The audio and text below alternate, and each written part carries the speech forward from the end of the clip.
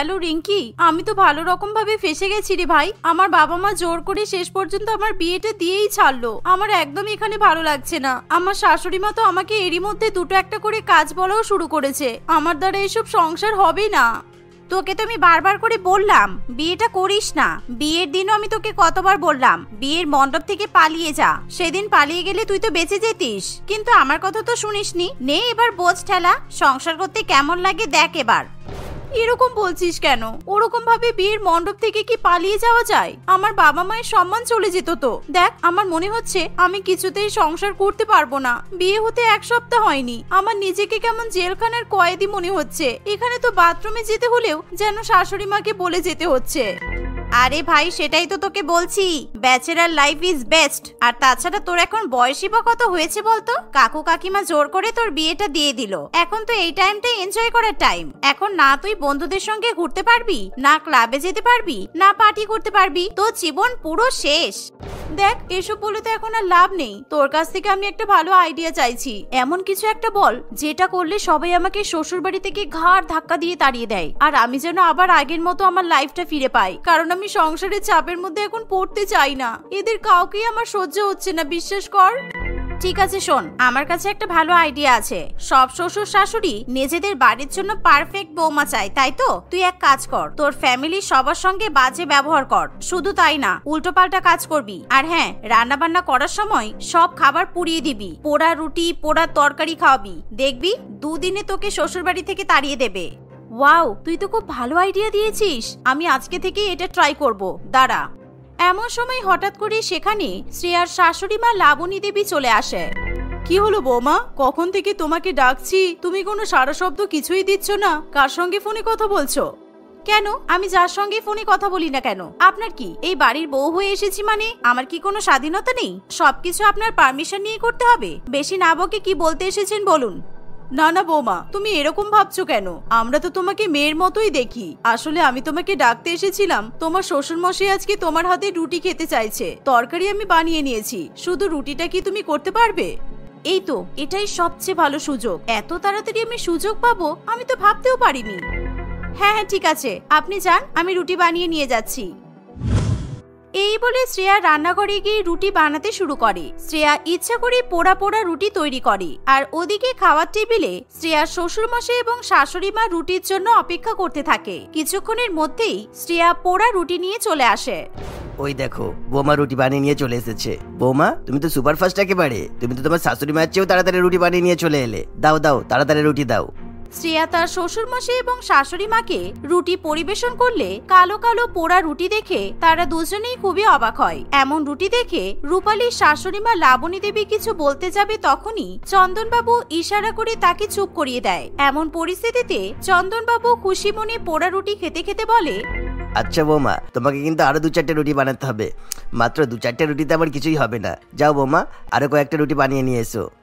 এই শুনে রূপালী আবার রান্নাঘরে রুটি বানাতে চলে যায়। তুমি কি পাগল হয়ে গেছো? এরকম পোড়া রুটি আবার খাওয়া যায়? তুমি পোড়া রুটি কিভাবে খাচ্ছ? এরকম পোড়া কালো রুটি আমি বানালে তুমি খেতে কখনো? তুমি তো বৌমাকে কিছু বলতেও দিলে না। দেখো গিন্নি, দেখো, বৌমাই বাড়িতে নতুন। একটা মেয়ে যখন নতুন শ্বশুর বাড়িতে আসে তখন তার মানিয়ে নিতে কত সময় লাগে। তাছাড়া আমি যতদূর জানি বৌমা তো এই বিয়েতে রাজিও ছিল না। বৌমার মা বাবা জোর করে ধরে বেঁধে বিয়েটা দিয়েছে। এমন অবস্থায় আমরা যদি বৌমার উপর কোনো রকম ভাবে চাপ সৃষ্টি করি তাহলে কিন্তু ব্যাপারটা ভালো হবে না। হ্যাঁ তাই তো, আমি তো এটা ভেবেই দেখিনি। আর বৌমা তো আজকে প্রথমবার রুটি বানিয়েছে। এমনও তো হতে পারে বৌমা ভয়ে ভয়ে রুটি করতে গিয়ে পুড়িয়ে ফেলেছে। দেখা যাক, এবার হয়তো বৌমা নিশ্চয়ই ভালো রুটি বানিয়ে আনবে। তখনই শ্রেয়া আবার পোড়া রুটি নিয়ে চলে আসে। শ্রেয়ার হাতে আবার পোড়া রুটি দেখে তার শ্বশুরমশাই এবং শাশুড়ি মা আরো বেশি অবাক হয়, কিন্তু তবুও তারা কোনো কথা না বলে খুশি মনে সেই পোড়া রুটি খেয়ে নেয়। এই দেখে শ্রেয়া প্রচন্ড অবাক হয়। আরে অদ্ভুত তো, পুড়ে যাওয়া কালো কয়লার মতো রুটি কিভাবে খাচ্ছে এরা? আমি তো ভেবেছিলাম এই রুটিগুলো এরা মুখেই নিতে পারবে না, আর আজকেই বোধহয় আমার সঙ্গে এরা ঝামেলা বাঁধাবে। কিন্তু এরকম তো কিছুই হলো না। রুটি খাওয়া হয়ে গেলে লাবণী দেবী বলে, বৌমা, আমরা তো খেয়ে নিলাম, তোমার তো খাওয়া হলো না। এক কাজ করো, তুমি বসো, আমি তোমার জন্য রুটি বানিয়ে নিয়ে আসছি। অনেকক্ষণ ধরে তুমি তো রান্নাঘরেই ছিলে, তোমাকে আর রুটি বানাতে হবে না, কেমন? এই বলে লাবণী দেবী রান্নাঘরে গিয়ে তার বৌমার জন্য নরম তুলতুলে সুন্দর রুটি বানিয়ে নিয়ে আসে। এই দেখে শ্রেয়া আরো অবাক হয়। সে ভীষণ পরিমাণে কনফিউজ হয়ে পড়ে। শ্রেয়া কোনো মতে রুটিগুলো তাড়াতাড়ি খেয়ে নিজের ঘরে চলে যায় এবং তার বেস্ট ফ্রেন্ড রিঙ্কিকে আবার ফোন করে। কিরে রিঙ্কি, কেস তো পুরো উল্টো হয়ে গেল। আমি আমার শ্বশুর আর শাশুড়িকে পোড়া রুটি বানিয়ে দিয়েছি, কিন্তু ওরা কোনো কথা না বলে নির্দ্বিধায় গপ গপ করে পোড়া রুটি খেয়ে নিল। আর শুধু তাই নয়, আমাকে যাতে পোড়া রুটি খেতে না হয়, আমার শাশুড়ি মা নিজে আমাকে ভালো সুন্দর রুটি বানিয়ে খাওয়ালো। আমার মনে হচ্ছে এরা খুব ভালো মানুষ, জানিস। এই, তুই একদম এরকম ফ্যামিলি ড্রামাতে বিশ্বাস করিস না। তুই কিন্তু মারাত্মক রকম ভাবে ফেসে যাবি। আমি আগেই বলে দিচ্ছি, এগুলো শুধুমাত্র তোকে ফাঁসানোর চেষ্টা করা হচ্ছে। আসলে তুই এখন নতুন তো, সেই জন্য মনে হয় ওরা তোকে কিছু বলেনি। তবে তুই এরকম প্রত্যেক দিনই ওদেরকে পোড়া রুটি খাওয়াতে থাক, দেখবি একদিন না একদিন ওদের মনে যা আছে সব বেরিয়ে আসবে। হ্যাঁ, তুই ঠিক বলেছিস। আমার জীবনের এখন একটাই উদ্দেশ্য, শ্বশুর বাড়ি থেকে যে করেই হোক আমাকে ছুটি পেতেই হবে। আচ্ছা চল রাখছি, পরে কথা হবে। এই বলে শ্রেয়া ফোন রেখে দেয়। সেদিন থেকে শ্রেয়া প্রত্যেক দিনই তার শ্বশুর মশাই এবং শাশুড়ি মাকে পোড়া রুটি বানিয়ে খাওয়াতে থাকে। আর অদ্ভুত ভাবে তারা কোনো কথা না বলেই এবং কোনো রকমের অভিযোগ না করেই বৌমার হাতের বানানো পোড়া রুটি খেতে থাকে। তবে শ্রেয়া হার না মেনে প্রত্যেক দিন আরো বেশি বেশি করে পোড়া রুটি বানাতে থাকে। একদিন শ্রেয়া তার বরের লাঞ্চ বক্সেও পোড়া রুটি এবং তরকারি দেয়। তুহিন যখন অফিসের লাঞ্চ টাইমে তার লাঞ্চ বক্স খোলে, তখন সে পোড়া রুটি দেখে অবাক হয়। শুধু তাই নয়, তুহিনের বন্ধু বান্ধবও পোড়া রুটি দেখে হাসতে শুরু করে।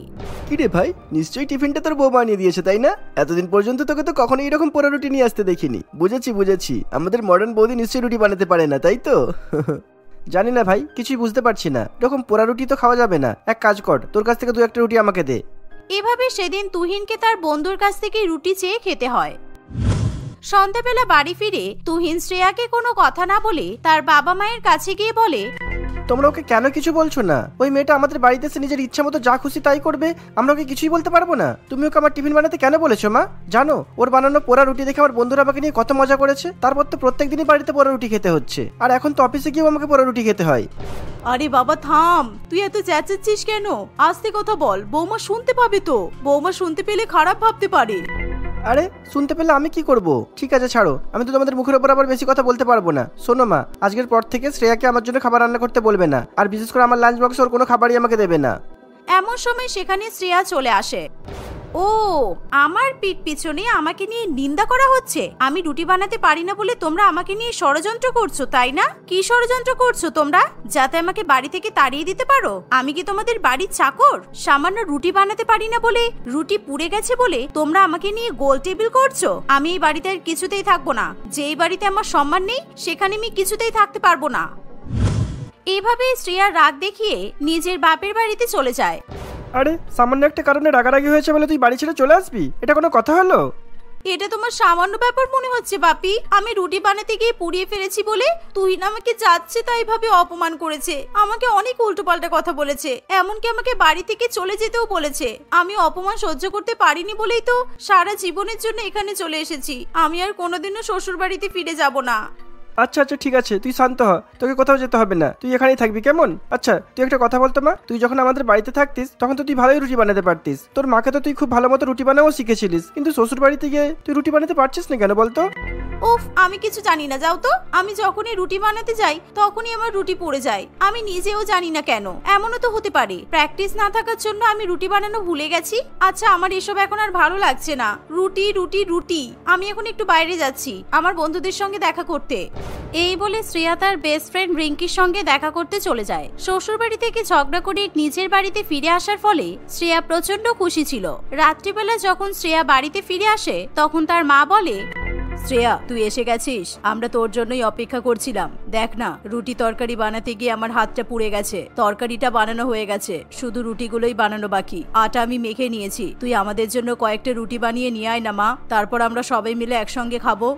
এটা শুনে শ্রেয়া রুটি বানাতে চলে যায়। আর অভ্যাসবশত শ্রেয়া তার বাবা মায়ের জন্য পোড়া রুটি বানিয়ে ফেলে। তার একদমই খেয়াল ছিল না সে এখন নিজের বাড়িতে আছে, তাই সে ভুলবশত পোড়া রুটি বানিয়ে তার বাবা মাকে খেতে দেয়। কিন্তু পোড়া রুটি দেখে তার বাবা মা প্রচন্ড রেগে যায়। এটা কোনো রুটি হলো? এরকম চাটুর মতো কালো রুটি খাওয়া যায়? আমরা এবার বুঝতে পারছি তোকে কেন তোর শ্বশুর বাড়ি থেকে তাড়িয়ে দিয়েছে। এরকম কালো পোড়া রুটি খেতে দিলে যে কেউ তো তোকে কথা শোনাবে। একদমই তাই, তুই তো কোনো কাজের না, তুই সামান্য রুটি বানাতে পারছিস না। ঠিক করেছে, তোকে শ্বশুর বাড়ি থেকে তাড়িয়ে দিয়েছে। তোর সঙ্গে এমনই হওয়া উচিত ছিল। এত বড় ধেড়ে মেয়ে হয়ে রুটি বানাতে পারে না, কোনো মুরদ নেই তোর। নিজের বাবা মায়ের মুখে এমন কথা শুনে শ্রেয়ার চোখে জল চলে আসে। শুধু তাই নয়, তার শ্বশুর মশাই এবং শাশুড়ি মায়ের কথাও মনে পড়ে। শ্রেয়া মনে মনে ভাবে, এতদিন পর্যন্ত সে তার শ্বশুর মশাই এবং শাশুড়ি মাকে কতই না পোড়া রুটি খাইয়েছে, কিন্তু তারা শ্রেয়াকে কোনো কথা না বলে চুপচাপ পোড়া রুটি খেয়েছে। তবুও শ্রেয়াকে কোনো রকম অপমান করেনি। এর ফলে শ্রেয়া তার বাবা মায়ের উপর প্রচন্ড রেগে যায়। তোমরা আমার নিজের বাবা মা হয়ে আমাকে এভাবে কথা শোনাচ্ছ? আমার শাশুড়ি মা শ্বশুর মশাই তোমাদের থেকে অনেক ভালো। আমি ওদেরকে ইচ্ছে করে পোড়া রুটি খাওয়ালেও ওরা কখনো আমাকে বকেনি, কোনো কথা বলেনি। দরকার নেই আমার এখানে থাকার, আমি আমার নিজের বাড়িতেই ফিরে যাচ্ছি, থাকো তোমরা। এই বলে শ্রেয়া কাঁদতে কাঁদতে বাড়ি থেকে বেরিয়ে যায়। শ্রেয়া সেখান থেকে বেরিয়ে গেলে চোখে জল নিয়ে রোহিণী দেবী বলে, এছাড়া আমাদের কাছে আর কোনো উপায় ছিল না। আমরা যদি আমাদের মেয়ের সঙ্গে খারাপ ব্যবহার না করতাম তাহলে ও কোনোদিনই বুঝতে পারতো না ওর শ্বশুর মশাই আর শাশুড়ি মা কত ভালো মানুষ। আমরা খুব ভালো করেই জানি শ্রেয়া যদি একবার নিজেকে ওই বাড়িতে মানিয়ে নিতে পারে তাহলে ও সারা জীবন সুখে থাকবে। ওদিকে রাত্রিবেলা ডিনারের সময় শ্রেয়া তার শ্বশুর বাড়িতে গিয়ে পৌঁছায়। শ্রেয়াকে দেখে তার শ্বশুর বাড়ির প্রত্যেকে খুবই খুশি হয়। আরে বৌমা, তুমি এসে গেছো? তোমার একা একা আসতে কোনো অসুবিধা হয়নি তো? আচ্ছা বৌমা বসো, আমি তাড়াতাড়ি করে রুটি তরকারি বানিয়ে নিয়ে আসছি। না মা, আপনি বসুন, আমি তো বাড়ি চলে এসেছি। আমি থাকতে আবার আপনি রুটি তরকারি বানাবেন কেন? আমি রুটি বানিয়ে নিয়ে আসছি, আপনারা একটু অপেক্ষা করুন। শ্রেয়া রুটি বানাবে শুনে তুহিন এবং তার বাবা মা খুবই দুশ্চিন্তায় পড়ে। তারা মনে করে আজকেও তাদেরকে পোড়া রুটি খেতে হবে, কিন্তু শ্রেয়া আজকে সকলের জন্য নরম তুলতুলে গোল গোল রুটি বানিয়ে নিয়ে আসে। এই দেখে তার পরিবারের সকলেই খুবই খুশি হয়। তারা সবাই মিলে খুশি মনে রুটি তরকারি খায়। সেদিনের পর থেকে শ্রেয়া আর কখনোই পোড়া রুটি বানিয়ে কিংবা খারাপ ব্যবহার করে তার পরিবারকে উত্ত্যক্ত করে না। সে সংস্কারী বৌমার মতো হাসি খুশি সংসার করতে থাকে। সীতা তার স্বামী অয়ন এবং এক মেয়ে নিবুর সঙ্গে বাস করে। নিবুর বয়স 18 বছর। নিবুর বাবা মা সংসার চালানোর জন্য কোন রকমের ঠান্ডার মধ্যে রাস্তায় যত্রতত্র পড়ে থাকা আবর্জনা কুড়িয়ে সেই সমস্ত আবর্জনা বিক্রি করে নিজেদের জীবন ধারণ করে। তারা এরকম ময়লা আবর্জনার কাজ করে বলে তাদের সাথে সেরকম ভাবে কেউ মিশতে চায় না। একদিন দুজনে মিলে আবর্জনা কুড়িয়ে বাড়িতে ফিরছে, এমন সময় তাদের ঘরে বিমলা আসে। কিরে, তোরা সারা জীবন এরকম ময়লা কুড়িয়ে কাটিয়ে দিবি? তোদের মেয়ে যে বিবাহযোগ্য হয়েছে সেদিকে তোদের কোনো খেয়াল নেই। আর এই বছর যদি শীতের মধ্যে তোর মেয়ের বিয়ে না হয় তাহলে কিন্তু ওর বয়স আরো 1 বছর বেড়ে যাবে। আর একেই তোরা যেরকম ধরনের কাজ করিস, তোর কাজের খবর চারিদিকে ছড়িয়ে পড়লে তোদের মেয়ের কিন্তু বিয়ে দেওয়া খুব মুশকিল হবে। তোমার সব কথাই তো বুঝতে পারছি দিদি, কিন্তু আমরা যা টাকা রোজগার করি সেই টাকায় মেয়ের বিয়ে দেব কি করে? আর আমার মেয়ে তো সেরকম কোনো কাজও করে না। এখন আমরা মেয়ের বিয়ের ব্যাপারে কিছু ভাবতে পারছি না। সেই জন্য আমি জানি যে তোরা কিছু ভাবছিস না, সেই কারণে আমি নিজে তোর মেয়ের জন্য একটা ভালো পাত্রের সন্ধান নিয়ে এসেছি। পাত্র কলকাতায় কম্বলের বিজনেস করে, কিন্তু তার একটাই সমস্যা, ওই রতনের বয়সটা একটু বেশি, মাত্র 40 বছর। কিন্তু তোর মেয়ে যদি রতনকে বিয়ে করে তাহলে কিন্তু রাজরানীর মতো থাকবে। কি? আমি আমার 18 বছরের মেয়ের সাথে 40 বছরের বুড়োর বিয়ে দেব? এমনকি আমার স্বামীর বয়সও 40 বছর নয়। তুমি এ ধরনের সম্বন্ধ দয়া করে আর নিয়ে এসো না, ঠিক আছে? শোন, শীতকালে ছেঁড়া কম্বল আর ছেঁড়া কাঁথায় শুয়ে ঘুমাচ্ছিস, তার উপরে তোর আবার বড় বড় কথা। তুই 1000 জায়গায় গিয়ে মাথা পিটলেও এত ভালো সম্বন্ধ পাবি না বলে দিলাম। এখন বেশি রাগ করে তুই রাজি হয়ে যা। বিমলার এরকম বুড়ো লোকের সঙ্গে বিয়ের প্রস্তাব অয়নের খুব একটা খারাপ লাগে না, কারণ সে ভালো করে টাকার কষ্টটা বোঝে। তাই নিজের মেয়ে সুখে থাকতে পারবে ভেবে অয়ন নিবুর সঙ্গে রতনের বিয়ে দিতে রাজি হয়। অয়ন সীতাকে বোঝালে সীতাও শেষ পর্যন্ত রাজি হয়ে যায়, কিন্তু নিবু প্রথমে কিছুতেই এরকম বুড়ো লোককে বিয়ে করতে চায় না। কিন্তু তারা যেহেতু গরিব, তাই নিবুর কোনো কথাই শোনা হয় না। সে নিজের বাবা মায়ের চাপে রতনকে বিয়ে করতে রাজি হয়। অয়ন এবং সীতা কোনো মতে বিয়ের সমস্ত জোগাড়যন্ত্র করা শুরু করে দেয়। সেই সময় পালা আসে লোকজনকে নিমন্ত্রণ করার। আর নিমন্ত্রণ করার সময় নিজেদের আত্মীয় স্বজনকে নিমন্ত্রণ করা খুবই গুরুত্বপূর্ণ। আর যদি সেই আত্মীয় স্বজন বড়লোক হয় তাহলে বিপদ হয় অন্য রকমের। ঠিক এরকমই সীতা নিজের বড়লোক ভাই এবং ভাইয়ের বউকে বিয়ের নিমন্ত্রণ করার জন্য ফোন করে। কি দিদি, আর একবার বল, তুই নিজের মেয়ের বিয়ে দিচ্ছিস আর আমাকে একবারও খবর পর্যন্ত দিলি না, শুধুমাত্র নিমন্ত্রণ করার জন্য ফোন করছিস? তুই বোধহয় ভুলে যাচ্ছিস যে আমি ওর মামা হয়। কিছু মনে করিস না ভাই, আসলে সবকিছু এত তাড়াতাড়ি হয়ে গেছে যে আমি তোকে আর জানানোর সময় পাইনি। তুই তোর বউকে নিয়ে বিয়ের দিন অবশ্যই চলে আসবি। বিয়ের দিন যাবো মানে? বিয়ে হতে তো আর 1 সপ্তাহ বাকি মাত্র, তাই আমি আমার বউ একসাথে আজকে গিয়ে তোর বাড়িতে উঠবো আর বিয়ের পর ফিরে আসবো, বুঝেছিস? নিজের বড়লোক ভাই এবং বৌদির বাড়িতে আসার কথা শুনে সীতা ভীষণ পরিমাণে ভয় পেয়ে যায়। কারণ সীতা ভালো করেই জানে তার ভাই সবকিছু মানিয়ে নিলেও তার বড়লোক বউ এরকম গরিবের ঘরে শীতের মধ্যে কিছুতেই থাকতে পারবে না। এসব কথা চিন্তা করে সীতা তার ভাইকে গরিব ঘরে আসতে বারণ করে দেয়। দেখ ভাই, এই শীতের মধ্যে এখন যদি তোরা আমাদের বাড়িতে আসিস তাহলে তুই আর তোর বউ ঠান্ডায় খুব কষ্ট পাবি, আর আমরা এমনিতেও বিয়ের জোগাড় যন্ত্র নিয়ে ভীষণ ব্যস্ত আছি, তাই তোরা বিয়ের দিনে আসলে খুব ভালো হয়। আমি তোর কোনো কথাই শুনতে চাই না, আর আমার বউ মোটেই তোরা গরিব বলে কখনো তোদের সাথে খারাপ ব্যবহার করেনি, সুতরাং আমি আর আমার বউ আজকেই যাব। আর আমার বউ যদি কোনো রকমের খারাপ কথা বলে তাহলে সেটা আমি বুঝে নেব, ওকে? এই বলে পীযূষ ফোন কেটে দেয়। পীযূষ নিজের দিদির বাড়িতে যাওয়ার জন্য তার বউ কবিতার কাছে ভীষণ পরিমাণে আবদার করে, কিন্তু অহংকারী এবং দেমাগী কবিতা শীতের মধ্যে নিজের বড়লোক রাজপ্রাসাদের মতো অট্টালিকা ছেড়ে কিছুতেই গরিব ঘরে গিয়ে উঠতে চায় না। কিন্তু তার বর যেহেতু বারে বারে জোর করতে থাকে, তাই বরের আবদার এবং হুকুম তাকে রাখতেই হয়। সেই কারণে সন্ধ্যা হতে না হতেই পীযূষ এবং তার বউ সীতাদের বাড়িতে গিয়ে উপস্থিত হয়। সীতা নিজের ভাইকে এতদিন পর দেখে ভীষণ পরিমাণে খুশি হয়। এসো ভাই, তোমরা অনেকদিন পর আমাদের বাড়িতে এসেছো, সুতরাং আমরা চাই না তোমাদের আতিথেয়তাতে কোনো রকমের ত্রুটি হোক। এই বলে অয়ন তাড়াতাড়ি করে কাঁধ থেকে গামছা নামিয়ে মাটি পরিষ্কার করে দেয়। ঠান্ডার মধ্যে মাটিতে বসতে হবে দেখে কবিতা তার বরের উপর ভীষণ পরিমাণে রেগে যায়। সে কিছুতেই এরকম ঠান্ডা মাটির উপর ছেঁড়া চাদরে বসতে চায় না। আমি বাড়িতে সবসময় রিভলভিং গদি চেয়ারে বসি, আর তোমার বোনের শ্বশুর বাড়িতে এসে আমি এরকম ছেঁড়া চাদরে মাটির উপর বসবো? কোনো মতেই আমার এই ঠান্ডার মধ্যে মাটিতে বসা সম্ভব নয়। অপমানের একটা সীমা থাকা উচিত। আমার যদি ঠান্ডা লেগে যায় তখন কি হবে বলো তো? কবিতা প্লিজ, তুমি এরকম ভাবে কথা বলছো কেন? আমরা সকলে মিলে নিবুর বিয়েতে আনন্দ করার জন্য এসেছি, সুতরাং এখন তুমি সিন ক্রিয়েট না করলেও চলবে। আর দিদি, তুই আমার বউয়ের কথায় কিছু মনে করিস না, ওর বেশি বড় লোক আমি চাল হয়ে গেছে। বোন, কিছু মনে করো না, মেয়ের বিয়ের জন্য এতই ব্যস্ত যে তোমার জন্য চেয়ারের ব্যবস্থা করতে আমরা সত্যিই ভুলে গেছি। তোমরা এখন মাটিতে বসে কোনো রকমে একটু চা পান করো, আমি আর অয়ন ময়লা তুলে বাড়িতে ফেরার সময় বসার জন্য চেয়ার নিয়ে আসবো। ময়লা তুলতে যাওয়ার কথা শুনে কবিতা ভীষণ পরিমাণে অবাক হয়, কারণ পীযূষ তার স্ত্রীকে মিথ্যা কথা বলেছিল যে সীতা এবং অয়ন নাকি একটি কাঠের কারখানায় কাজ করে, সেই কারণে তারা এত গরিব। কিন্তু ময়লা আবর্জনা তুলতে যাওয়ার কথা শুনে কবিতা সেই বাড়িতে এক মুহূর্ত দাঁড়াতে চায় না। তোমরা রাস্তায় রাস্তায় ময়লা পরিষ্কারের কাজ করো, আমি এতক্ষণ ধরে এরকম ময়লা বাড়িতে দাঁড়িয়ে আছি। ছি ছি ছি, আমার ভীষণ ঘেন্না লাগছে। পীযূষ, আমি আর এক মুহূর্ত এই বাড়িতে থাকবো না, তুমি তাড়াতাড়ি এখান থেকে চলো। ঠান্ডার মধ্যে একেই মাটিতে বসতে হবে, তার উপর তোমার বোন আর বোনের বর ময়লা তোলার কাজ করে। আমার তো শুনেই কেমন বমি পাচ্ছে। শোনো কবিতা, তুমি আমার বোনকে এইভাবে অপমান করতে পারো না। একেই আমি তোমার জন্য আমার বোনকে আর আমার বোনের বরকে তাদের ভালো মতো উপকার বা সাহায্য কিছুই করতে পারি না, আর তার উপরে আমি কিছুদিনের জন্য আনন্দ করতে এসেছি, সেখানেও তোমার সমস্যা হচ্ছে। তোমার যদি অসুবিধা হয় তাহলে তুমি একা বাড়ি ফিরে যাও, আমি যাব না। নিজের বরের এরকম কথা শুনে কবিতা ভীষণ পরিমাণে রেগে যায়, কারণ সে ভালো করেই জানে যে কবিতা যদি রাগ করে সেখান থেকে চলে যায় তাহলে পীযূষ তার গরিব বোন এবং বোনের বরকে টাকা দিয়ে সাহায্য করবে, আর সেটা কবিতা কিছুতেই মেনে নিতে পারে না।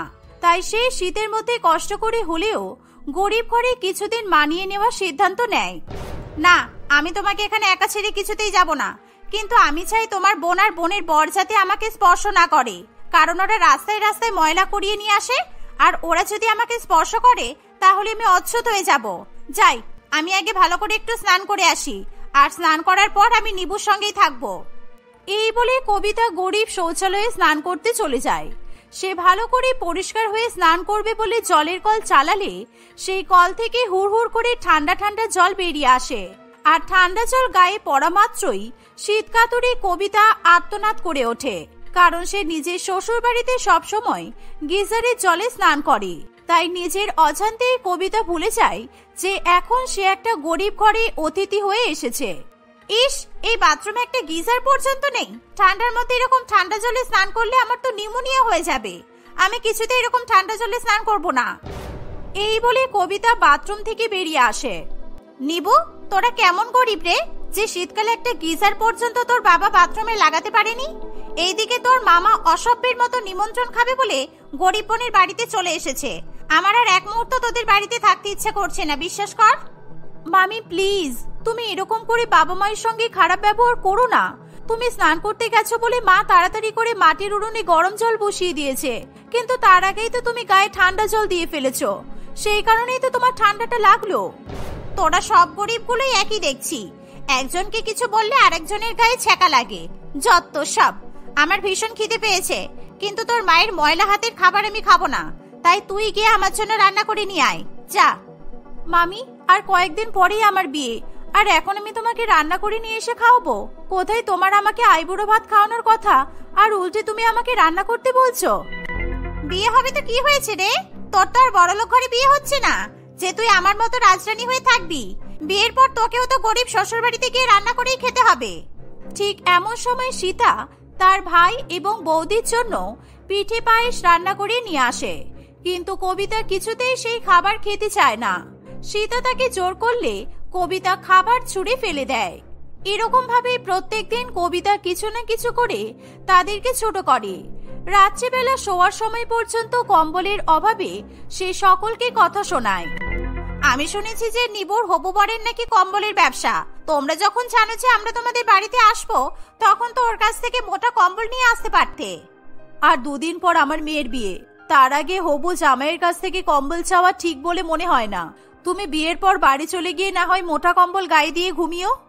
আমার বোন তো সারা জীবন এইরকম ভাবে এই কম্বলে শুয়ে কাটিয়ে দিল, আর তুমি একদিন ঘুমাতে পারছো না? দিদি, তুই চিন্তা করিস না, আমি কালকেই আমার এক পরিচিত বন্ধুর কাছে গিয়ে তোর আর তোর পরিবারের জন্য কম্বল কিনে নিয়ে আসবো, তাহলে তোকে আর কষ্ট করতে হবে না। কবিতার এরকম বাড়াবাড়ি দেখে পীযূষ তার উপরে রেগে যায়। পরের দিন সকালবেলা পীযূষ কম্বল কেনার জন্য নিজের বন্ধুর দোকানে যায়, আর তার বন্ধু আর কেউ নয় বরং কম্বল ব্যবসায়ী রতনই ছিল। কিছুদিন পর রতনের বিয়ে হবে বলে রতন ভীষণ পরিমাণে আনন্দে ছিল। এমনকি সে পীযূষকে নিজের বিয়ের কথা জানিয়ে তাকে ফ্রিতে কম্বল দিতে চায়। বাহ, তাহলে তো ভালোই। এই বুড়ো বয়সে তুই বিয়ে করছিস? কোথায় আমাদের হবু বৌদির ফটোটা একবার দেখা তো দেখি, তোর কার সাথে বিয়ে হচ্ছে দেখি। হ্যাঁ দেখাচ্ছি, দাঁড়া। আমার বউয়ের মাত্র 25 বছর, আর ওকে এত সুন্দর দেখতে যে আমি ভাষায় প্রকাশ করতেই পারবো না। এই বলে রতন পীযূষকে নিবুর ফটো দেখায়। পীযূষ রতনের ফোনে নিজের ভাগ্নির ফটো দেখে ভীষণ পরিমাণে অবাক হয়, কারণ সে কিছুতেই মেনে নিতে পারে না যে এরকম বুড়ো একটা লোকের সঙ্গে তার ভাগ্নির বিয়ে হবে। ফলে সে রতনকে যা নয় তাই কথা শুনিয়ে দেয়। তোর লজ্জা করে না রতন? এই বয়সে এসে তুই নিজের মেয়ের বয়সে একটা মেয়েকে বিয়ে করতে যাচ্ছিস, আর তার উপরে এই মেয়েটা আমার ভাগ্নি। সুতরাং আমি আমার ভাগ্নির সাথে তোর বিয়ে কিছুতেই হতে দেব না। এই বলে পীযূষ সেখান থেকে চলে যায়। পীযূষ তার বোনের বাড়িতে গিয়ে তার বোনকে অনেক অনেক কথা শোনায়, আর পীযূষ তাদেরকে ধমক দিয়ে এই কথাও বলে দেয় যে সে বেঁচে থাকাকালীন কিছুতেই এরকম বুড়ো লোকের সঙ্গে নিবুর বিয়ে হতে দেবে না।